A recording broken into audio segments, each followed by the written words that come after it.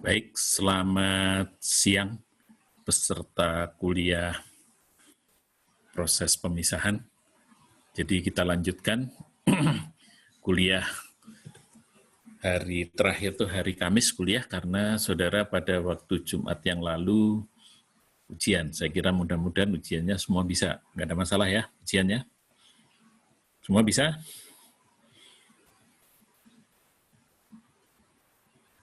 Halo, tes? Semua bisa ujiannya? Kok tidak ada yang menjawab? Halo, iya Pak, terdengar. Terdengar ya? Oke, jadi saya akan menjelaskan mengenai distilasi multikomponen, melanjutkan kuliah terakhir pada waktu Kamis yang lalu. Nah, karena saya nggak bisa melihat chat yang saudara kirim, ya, maka saya minta nanti kalau ada yang bertanya, langsung nyalakan mikrofonnya, kemudian langsung minta untuk bertanya. Baik, kita mulai kuliah ini. Mungkin saya perlu sedikit mengulang sedikit tentang kuliah yang lalu, ya. Jadi langkah pertama itu adalah menetapkan light key komponen dan heavy key komponen untuk bisa membuat neraca massa. Ya. Jadi seperti saudara di biner itu selalu bikin neraca massa. Dan umumnya komposisi feed, jumlah feed itu diketahui, temperatur feed. Kemudian kita memilih tekanan. Ya. Nah, ini adalah laju molar feed. Nah, untuk bisa mengisi neraca massa berapa yang terpisah, harus ada dua komponen yang kita definisikan. Jadi pemisahan itu pengennya apa? Seperti yang saya sampaikan, pengen 95% C3 di dalam F ini keluar di distilat. Sedangkan komponen iso C4 di sini di distilat hanya boleh sampai 5% saja. Nah, karena ini merupakan ketentuan, maka keduanya ini adalah komponen kunci. Karena ini lebih ringan, maka ini dinamakan komponen kunci ringan, ini dinamakan komponen kunci berat. Ya. Kemudian kita membuat neraca massa, berdasarkan hal tersebut, kita bisa mengisi semua tentang ini. Jadi tabel ini adalah tabel untuk mengisi neraca massa, sampai di sini. Ya. Ini ketentuannya, nomor komponen diberi I, FDB adalah laju molar umpan, D produk atas, B produk bawah, kemudian FI itu laju molar komponen I. Ya, di sini. Jadi totalnya 250, tapi laju molar C2 di feed 35 kilomol per hour, dan seterusnya. Ini cara menulisnya. Ya. Nah, kemudian kesetimbangan uap cair. Kesetimbangan uap cair, kalau di dalam biner itu TXY diagram dan XY diagram. Kalau di sini, kesetimbangan uap cair itu dinyatakan dengan harga K atau K value. Ya, K itu adalah YI per XI. Tentunya ini adalah untuk masing-masing komponen. Jadi karena kita punya 6 komponen, maka saya akan mempunyai 6 harga KI. Ya. Dan komponen ini, K ini bergantung kepada suhu dan tekanan. Ya, jadi nanti kalau kita mengisi di sini, saya akan punya 6 komponen pada suhu feed dan tekanan yang kita pilih. Demikian juga nanti di distilat dan di bottom. Nah, khusus untuk feed itu kita nyatakan dalam alfa.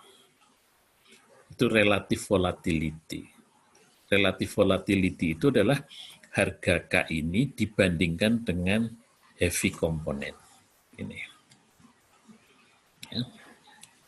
Mungkin kalau ini TXY diagram, ini adalah XY diagram. Ya, jadi sama, cuman ini lebih.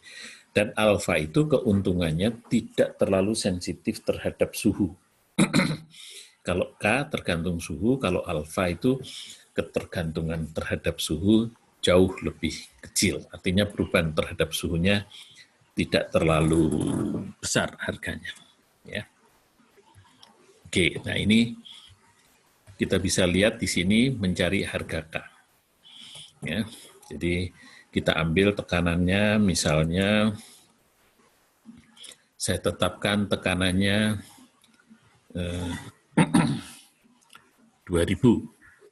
Misalnya saya tetapkan tekanannya 2000, ini dalam satuan kilopascal, kemudian suhunya misalnya 100 derajat Celcius, maka tinggal tarik dari 2000,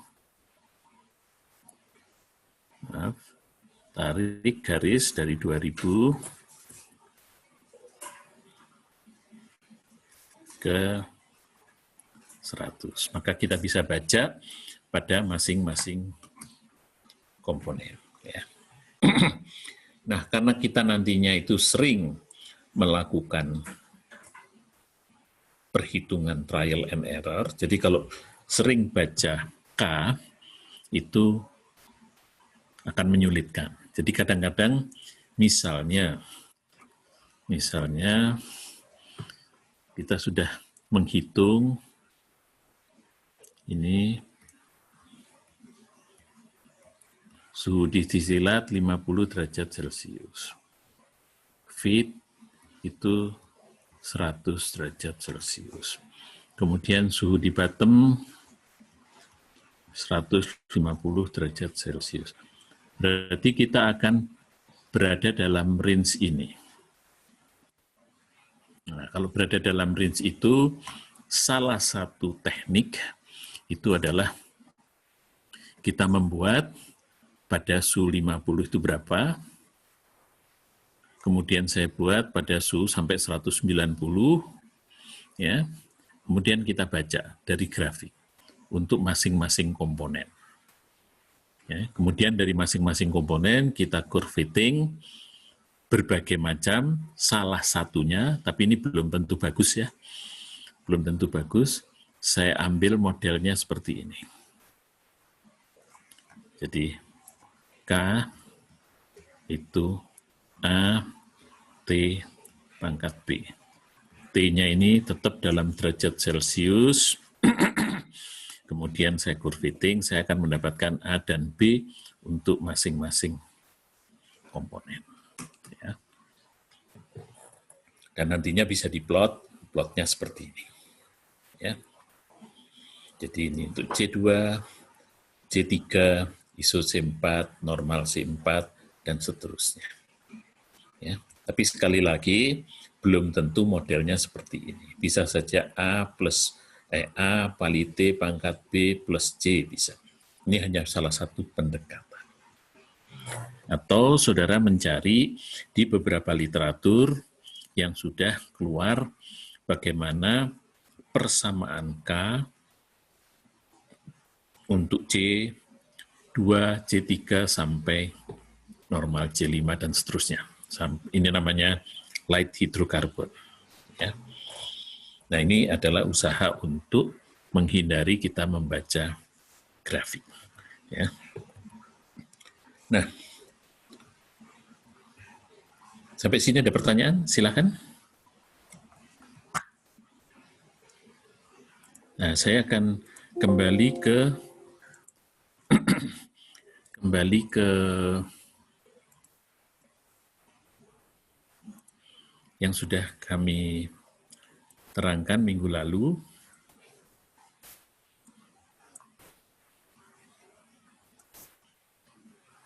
Ya. Mohon direspon, apakah Excel-nya sudah muncul, tampilan Excel? Sudah, Pak. Sudah, Pak. Muncul, Pak. Oke. Ya. Jadi, minggu lalu kita sudah sampai neraca massa di sini. Kemudian kita sudah menghitung ini. Ya, berdasarkan harga key value ini. Ya. Nah, minggu lalu saya jelaskan kita bisa ngisi ini. Kenapa? Karena temperatur feed kita tahu. Kemudian temperatur ini harus dihitung. Ya. Kita tetapkan di sini temperaturnya apa. Di sini distilatnya bentuknya apa. Kalau distilatnya bentuknya uap, maka temperatur yang kita hitung adalah temperatur dew temperature. Kalau bawah, bottom, umumnya cair, maka kita pasti ngitung bubble point. Nah, sekarang bagaimana caranya menghitung bubble point dan dew point? Saya kembali lagi ke ke PowerPoint, ya.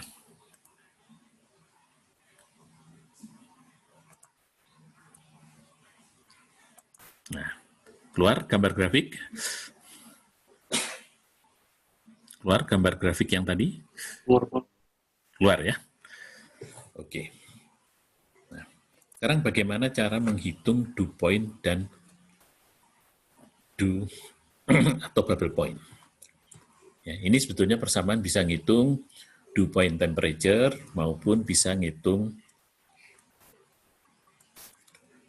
dew point pressure. Tapi karena di dalam distilasi pressure-nya sudah diketahui, maka yang kita hitung adalah dew point temperature.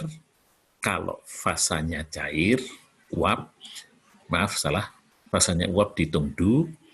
Kalau fasanya cair dihitung bubble point temperature. Prinsipnya begini. Kalau saya punya suatu campuran, ya, yang komposisinya saya ketahui, ZF. Misalnya kita mau ngitung distilat, itu temperatur dew-nya berapa. Tentunya kita pakai komposisi distilat. Ya. Nah, kalau kita mau menghitung dew temperature, itu kita bayangkan uap ini ada satu butir cair. Ya. Dew itu seperti itu. Jadi uap, mayoritas, dan satu butir cair, embun, titik embun. Ini komposisinya Y yang uap, yang cair komposisinya X. Nah, karena asalnya dari Z utamanya, maka kalau dia menguap hanya satu butir, komposisi Y itu akan sama dengan Z, karena hanya sedikit. Ya. Kalau P diketahui, kita tebak dew point. Ya, kita tebak T-nya. Kemudian dengan menebak T, harga K bisa diketahui. Kalau K diketahui, maka XI bisa dihitung. Ya. Dan seterusnya ini akan dapat dew point. Demikian juga bubble point, kebalikannya. Bubble point itu adalah cairan yang ada satu butir uap. Jadi yang sama dengan Z itu adalah cairannya. Nah, karena ini harus menebak K, temperatur ditebak K-nya bergantian, karena K-nya mengikuti temperatur, maka curve fitting yang tadi saya sampaikan itu menjadi penting. Ya. Jadi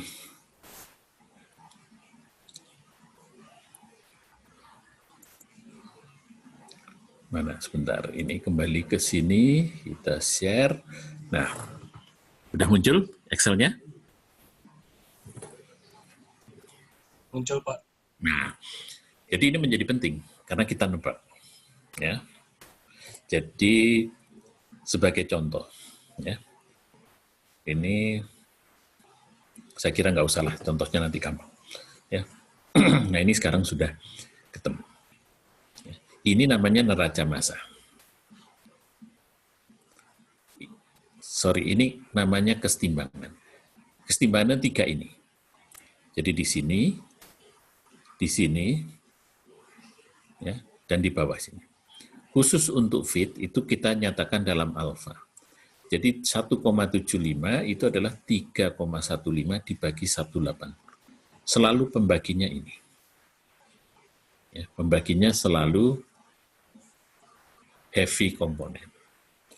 Yang ini adalah 2 dibagi 180. Sedangkan ini 180 dibagi 180. Jadi angkanya ke sini pasti menurun. Ya. Oke. Baik, ini tadi saya sudah give value, dapatnya dari sini, ini curve fitting. Nah, sekarang kita lanjutkan. Ya, ini neraca massa, ini kesetimbangan. Nah, di dalam tinjauan biner, ya, ini sudah saya sampaikan, kemarin saudara juga minggu lalu sudah ujian, itu setelah ini semua diketahui sampai kesetimbangan, maka saudara bisa menghitung jumlah tahap minimum. Bisa menentukan garis key. Bisa menentukan garis operasi atas, tentunya garis operasi atas bisa ditentukan kalau saudara tahu reflux rasionya, yang biasanya diawali dengan menghitung R minimum, kemudian R yang dipakai itu sekian kali dari keadaan minimum, baru saudara bisa menentukan garis operasi bawah. Setelah itu baru saudara bisa menentukan jumlah tahap ideal atau teoritis atau kesetimbangan, sekaligus bisa mengetahui berapa jumlah tahap di bagian atas dan berapa jumlah tahap di bagian bawah. Ya. Kemudian selanjutnya menentukan beban pre-boiler dan beban kondenser, dan menentukan jumlah tahap nyata aktual. Ya. Di dalam multikomponen juga sama. Ya, jadi saya akan kembali ke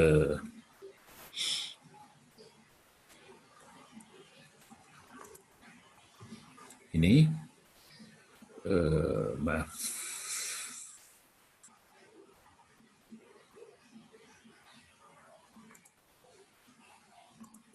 Oke, sekarang sudah kembali ke bubble point, sudah kelihatan? Tampilan di layar bubble point? Terlihat, Pak. Oke. Sudah, Pak. Ya. Nah, sekarang kita akan mulai dengan apa? Analisis perhitungan. Ya. Nah, untuk menghitung seperti tadi yang biner, itu kita melalui 2 tahap perhitungan.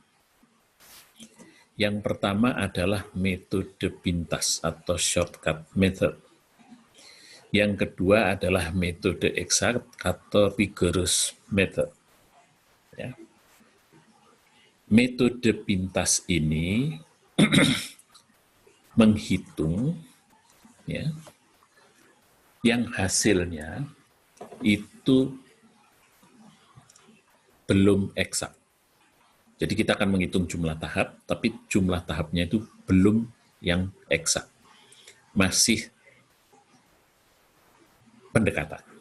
Misalnya jumlah tahapnya 10, itu belum tentu 10, tapi tidak jauh dari 10. Ya, mungkin 12, mungkin 11, mungkin 9, gitu ya. Nah, itu adalah metode pintas. Nanti dengan metode pintas, kita koreksi atau kita hitung dengan metode eksak supaya mendapatkan yang lebih tepat. Makanya namanya metode eksak. Sayangnya metode eksak itu hitungannya iteratif. Ya. Nah, di dalam menghitung iteratif, kita selalu diminta untuk menebak dengan angka-angka atau apa-apa yang akan kita cari dengan angka yang dekat. Misalnya saya mau menghitung jumlah tahap kesetimbangan. Suruh tebak yang angka kesetimbangannya itu dekat. Nah, kelihatannya aneh. Belum dihitung kok sudah bisa tahu dekat. Nah, tapi angka yang dekat itu diperoleh dari metode pintas. Ya. Jadi perkiraan tadi misalnya 10, dihitung itu mungkin hasilnya di sini bisa 11 atau 12. Ya. Ya, sampai sini ada pertanyaan? Jelas? Ya. Nah, metode pintas itu banyak sekali. Tetapi yang paling umum digunakan itu adalah yang namanya metode FUG. Ini singkatan dari Venske, Underwood, Gilliland. Ditambah satu lagi metode Kirkbride. Ini fakultatif ya, tidak perlu, nggak dihitung juga nggak apa-apa, karena yang dipentingkan adalah ini. Kebetulan yang bawah ini metodenya kurang bagus, jadi hasilnya melencengnya atau kesalahannya lumayan. Tapi untuk perhitungan ke metode eksak, kita cukup perlu yang ini. Ini metode yang sangat dianjurkan. Ya, kalau kita baca di IGLE, jadi American Institute of Chemical Engineer, untuk hidrokarbon ringan, itu mereka merekomendasikan kalau ngitung pakai metode ini. Ya. Oleh sebab itu, kita akan membahas metode ini. Ya, tapi keterbatas untuk hidrokarbon ringan. Ya. Nah, metode Venske itu apa? Ya. Venske itu untuk menghitung tahap minimum. Ya, itu terjadi kalau total reflux. Selain untuk menghitung tahap minimum, dia juga menghitung atau mengoreksi komposisi. Ya, bentar saya lihat apa yang dimaksud dengan koreksi komposisi. Nah, ini. Ya. Pada minggu lalu kita sudah sebutkan, misalnya saya ingin 95% keluar di sini, hasilnya seperti ini. Kalau ingin 50% ini keluar di atas, hasilnya seperti ini. Kemudian, ya, kita menganggap, ya, kita selalu menganggap ini 0. Ya. Kita menganggap di sini 0. Ini 0. Ya. Ini 0. Yang ini juga 0. Jadi kita ini angkanya benar, karena ini memang kita ingin pemisahannya seperti itu. Jadi pemisahan yang ingin kita desain itu 95% keluar di sini, 5% keluar di sini. Berarti angka ini itu adalah angka yang kita inginkan. Maka ini dijadikan kunci. Sedangkan yang ini itu perkiraan. Nah, tetapi perkiraan itu harus dibuktikan. Boleh nggak? Betul nggak? Itu 0. Jangan-jangan di sini keluar 1 kilomol per hour. Jadi kalau di sini keluar 1, maka di sini tinggal 36,5. Nah, ini yang kita sebut dengan koreksi komposisi. Ya. Jadi ini neraca massanya masih sementara. Perlu dikoreksi. Cara ngoreksinya seperti apa? Itu menggunakan Venske. Ya. Jadi Venske itu pertama menghitung tahap minimum, kemudian koreksi komposisi. Ya, FUG. Kedua, hitung Underwood. Underwood ini tujuannya mencari reflux rasio minimum. Dengan diketahuinya RM, maka saudara bisa melanjutkan berapa harga R. Ya. Jadi, kalau kita tahu reflux minimum, maka kita bisa menghitung R.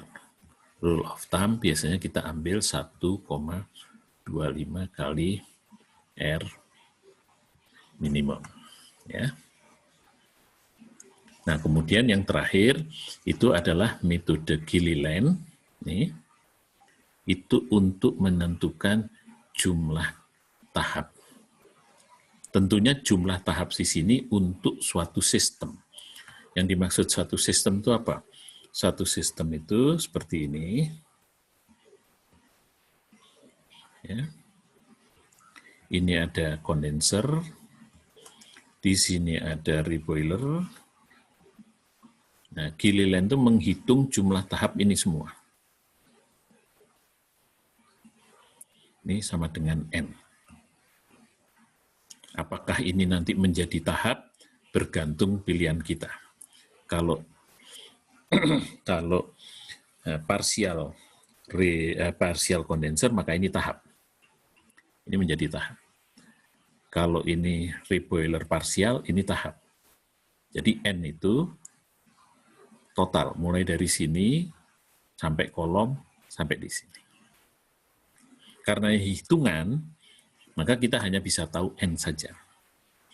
N itu sebetulnya adalah jumlah dari tahap atas ditambah tahap bawah.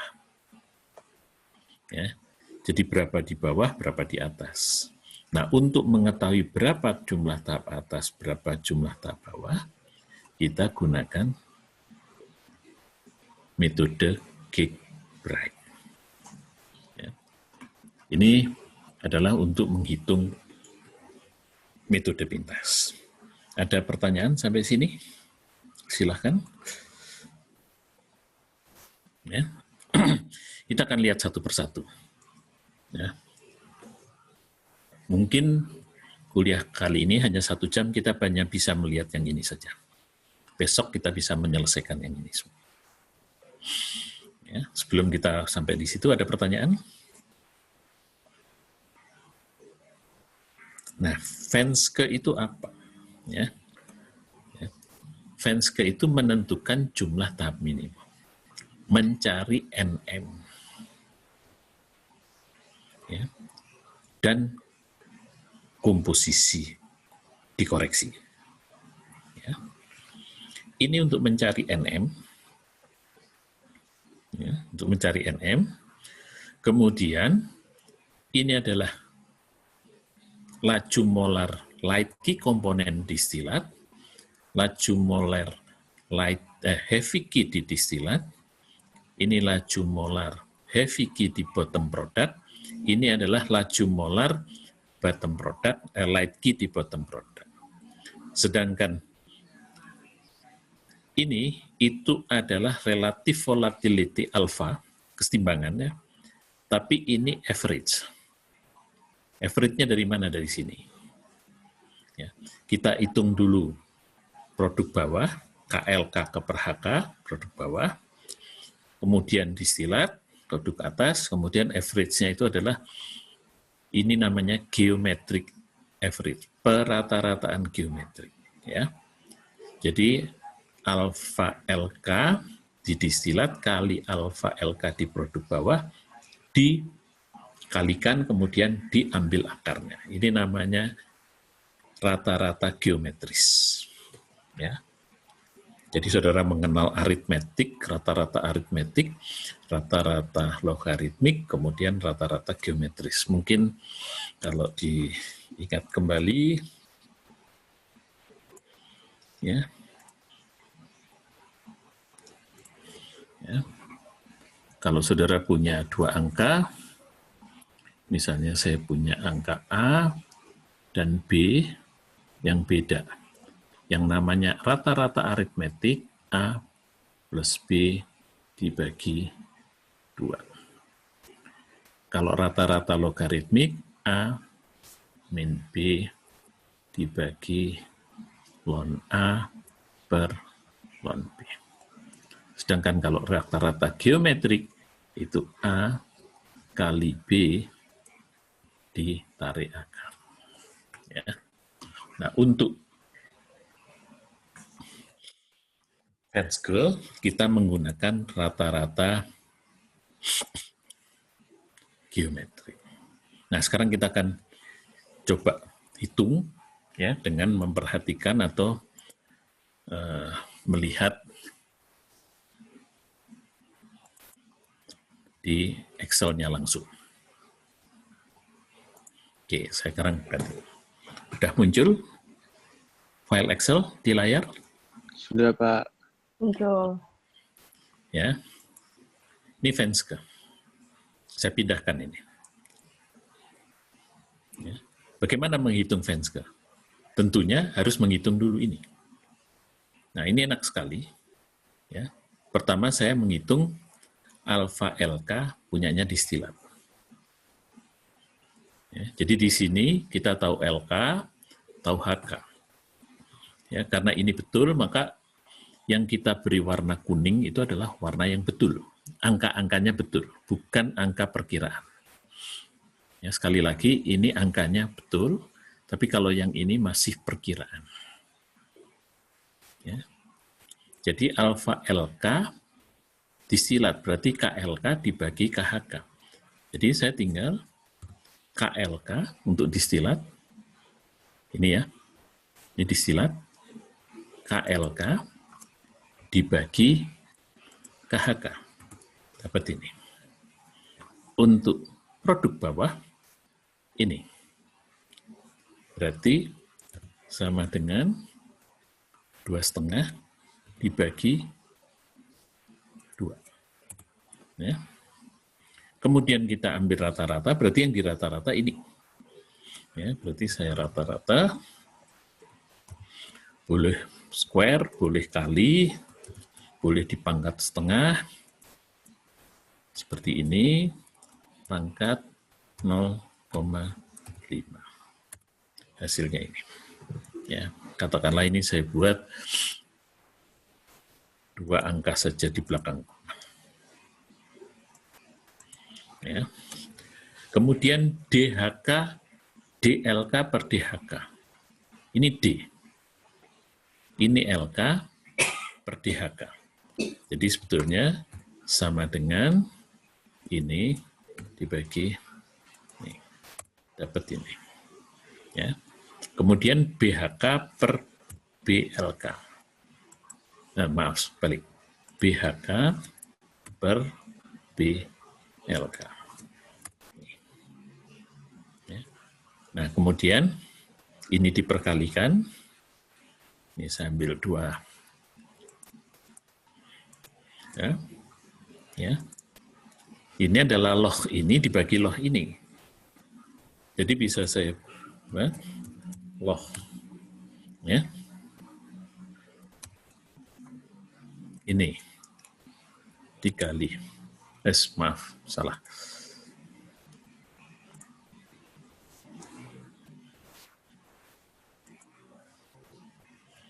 Skip, ya.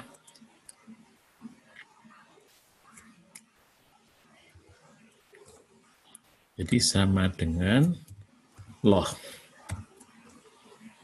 ini dikali BHK dibagi log alpha average. Jadi log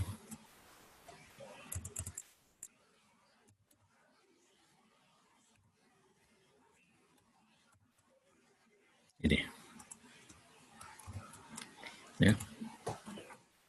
Sekarang kita sudah dapat jumlah tahap minimum 13. Ya. Tidak apa-apa karena teoritis, jadi biarkan saja 2 angka di belakang koma. Ya. Jadi kita sudah dapat sekarang jumlah tahap minimum itu 13,03. Sampai sini ada pertanyaan? Nih.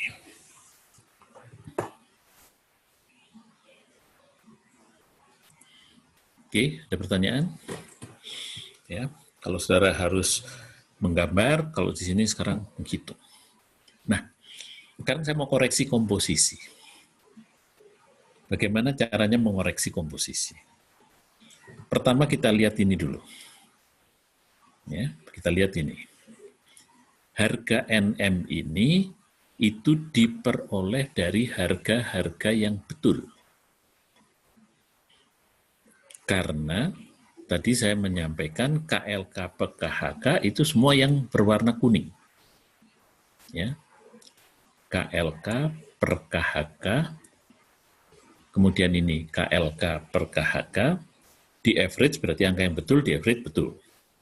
Kemudian DLK, DHK, BHK, jadi ini angka yang memang kita pegang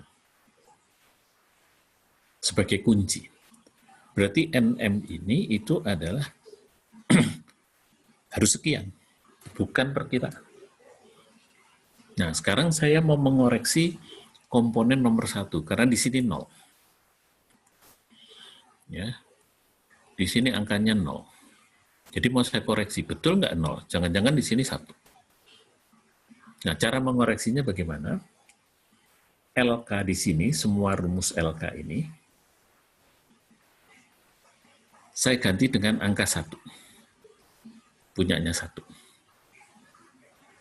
HK tetap. Ya. Jadi saya ganti dengan angka 1.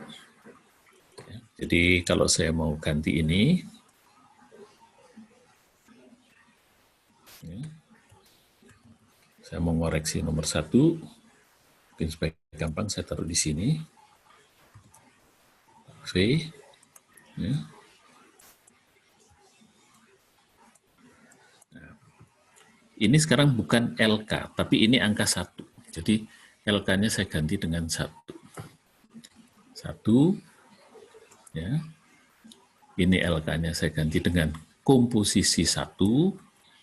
Ini juga saya ganti dengan komposisi 1. Ya. Tentu saja sekarang ini sama dengan ya 1, ini di distilat, 1 itu ini dibagi dengan HK.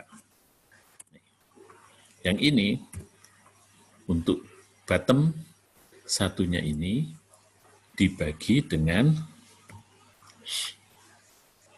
HK-nya ini. Kemudian average-nya sama dengan ini kali ini angkat setengah hasilnya. Nah sekarang ini hati-hati. Ini yang warna biru ini perkiraan 0. Kalau ini perkiraan, maka ini juga menjadi perkiraan. Ya. Jadi kalau ini saya perkirakan, kalau misalnya ini 1, ini jadi 34. Jadi angka ini nggak bisa diisi. Ya. Jadi ini nanti isinya adalah D1 dibagi DHK. Ya. DHK-nya 1,5. Jadi ini dibagi 1,5. Yang ini ya. Bentar, saya salah ya. D1 ini dibagi sebenarnya, kalau ini BHK, BHK-nya 28,5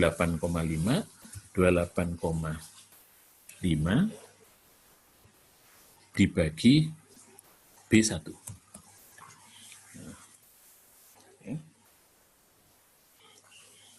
NM dimasukkan ini. NM dimasukkan 13,03. Ini sudah ada angkanya. Perkalian ini akan menghasilkan apa? Perkalian ini. D1 ber B1 dikali 1,5 dibagi 28,5. Ya, jadi mungkin saya susah sekali. Bentar. Ini ya. Oke. Tapi ini ya di sini itu nanti akan di sini. Kalau NM-nya ketemu, akhirnya saudara akan menemukan apa? D1 per B1. Jadi D1 per B1. Jadi dari penyelesaian ini, saudara akan menemukan D1 per B1. Dari neraca massa ini, D1 plus B1 pasti 35. Ya. D1 plus B1 sama dengan 35. Nah, dengan dua persamaan ini, karena ini ada angkanya, maka saudara bisa mengoreksi ini. Selanjutnya koreksi ini. Terus, jadi saudara melakukan 4 koreksi. 1, 2, 3, 4. Namun, kalau ketemu di sini koreksinya ternyata hasilnya tetap, yang ke bawah tidak perlu dikoreksi, karena makin berat. Ya, ini yang kita sebut Venske, itu selain untuk menghitung NM, jumlah tahap minimum, itu juga untuk koreksi komposisi. Oke, saya sampaikan ini, mungkin ada yang mau bertanya, silahkan. Cukup jelas? Bisa diikuti?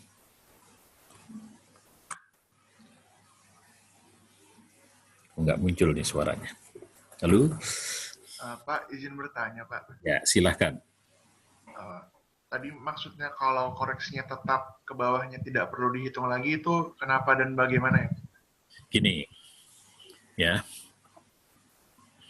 Kan ini harus disusun berdasarkan volatilitas.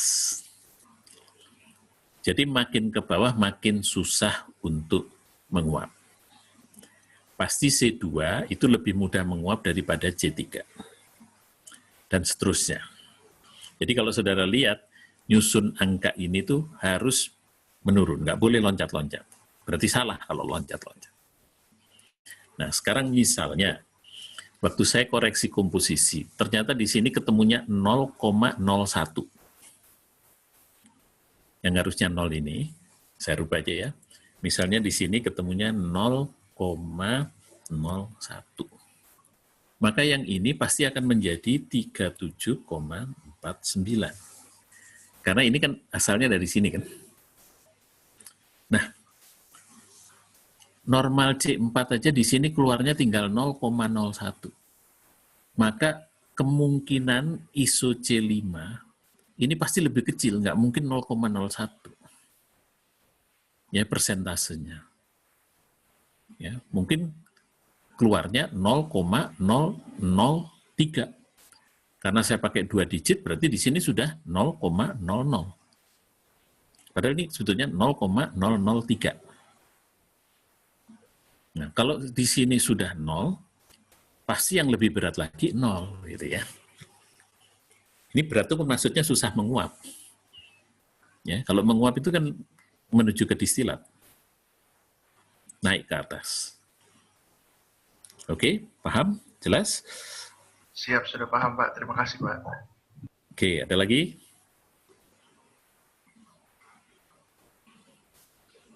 Nah, ini hasil koreksi komposisi. Maaf. Koreksi. Nah, ini. Nih. Ini dari hitungan ini ternyata terkoreksi. Ya, yang tadinya sini 0 ternyata tidak 0. Jadi 34,99. Ini masih muncul nih.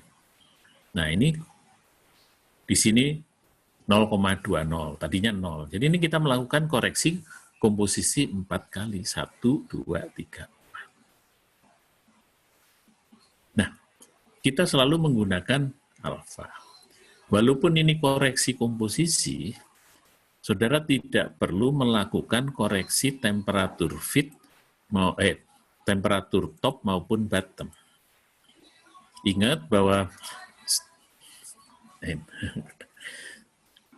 bahwa menentukan temperatur top atau distilat itu menggunakan komposisi. Komposisi ini. Pada saat kita menentukan suhu, itu masih komposisi yang belum terkoreksi. Di sini. Belum terkoreksi. Masih 0. Nah, kita tidak perlu mengubah ini karena efeknya terlalu kecil. Jadi tidak terlalu kecil. Jadi dibiarkan saja, kita hanya cukup koreksi komposisi. Kesetimbangan tidak perlu diubah. Tetapi setelah Venske kan pakai Underwood, persamaan Underwood. Persamaan Underwood harus menggunakan data yang sudah terkoreksi. Ya, kan itu FUG. Venske, Underwood, Gilliland. Ya.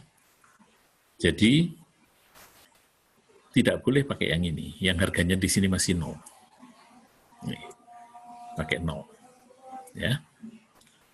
Jadi untuk selanjutnya, kita nggak usah menentukan Venske, karena Venske NM ini hanya menghitung data-data yang warna kuning ini. Jadi walaupun di sini berubah, NM-nya tetap.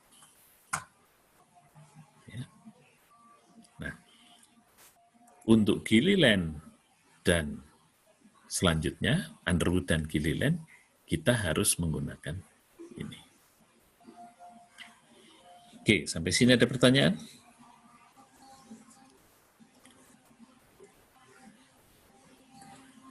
Nah, kita lanjutkan. Masih ada waktu. Kita kembali ke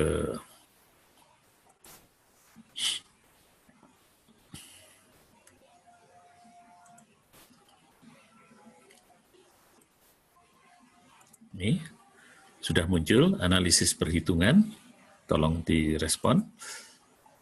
Sudah, Pak. Oke, ya. Jadi setelah Venske, ya ini kan versi barusan yang kami ceritakan. Sekarang ke Underwood. Underwood memerlukan, Underwood tujuannya menghitung reflux rasio minimum, RM.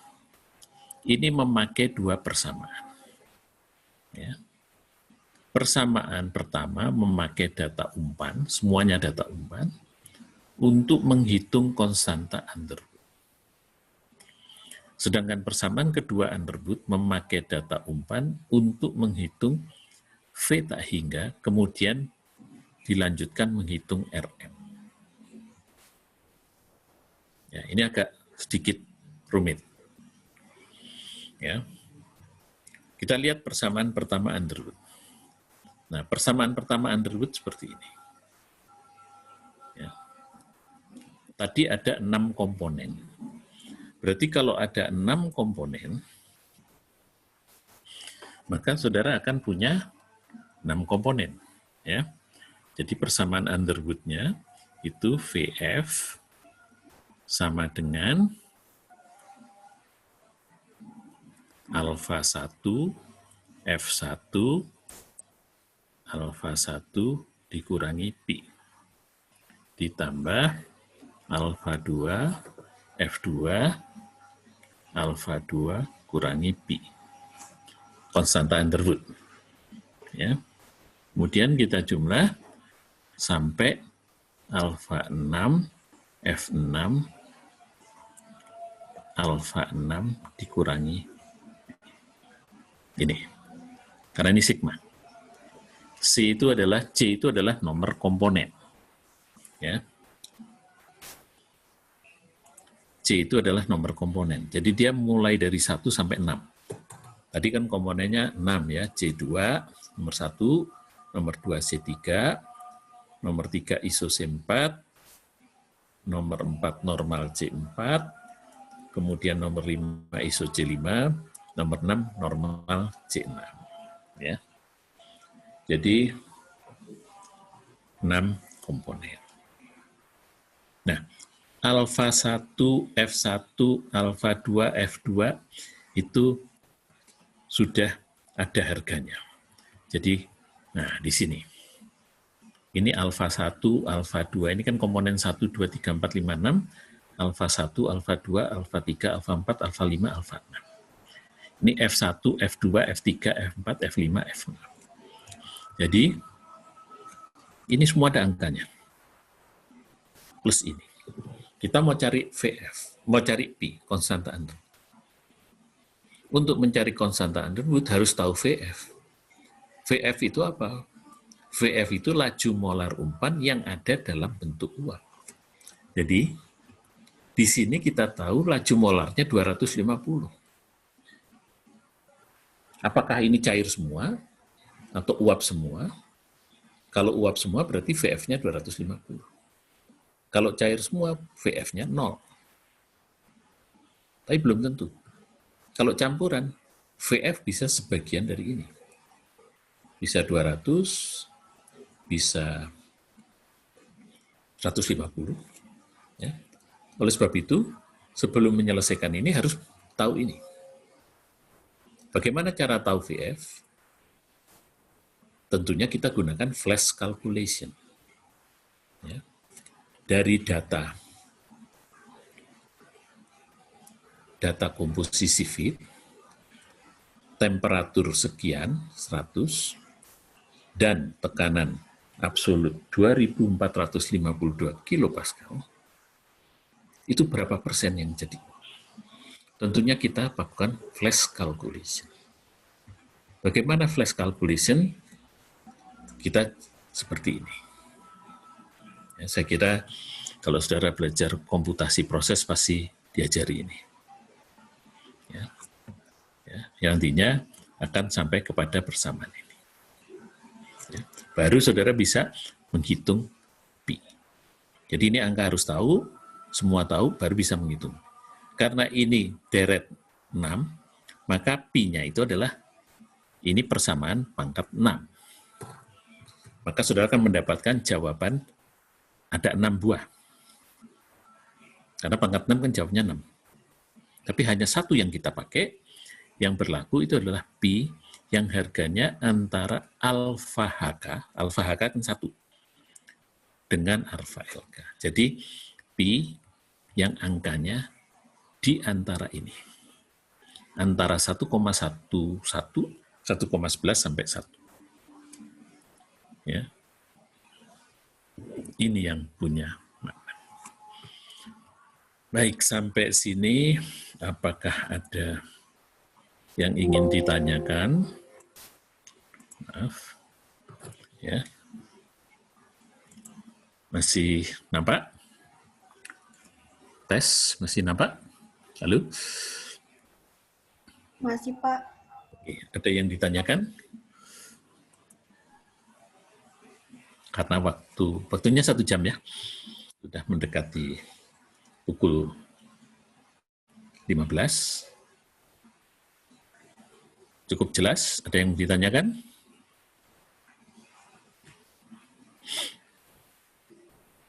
Baik, kalau tidak ada yang ditanyakan, mungkin bisa kita lanjutkan besok untuk menyelesaikan persamaan Underwood, Gilliland plus metode eksak. Oke, masih sampai besok.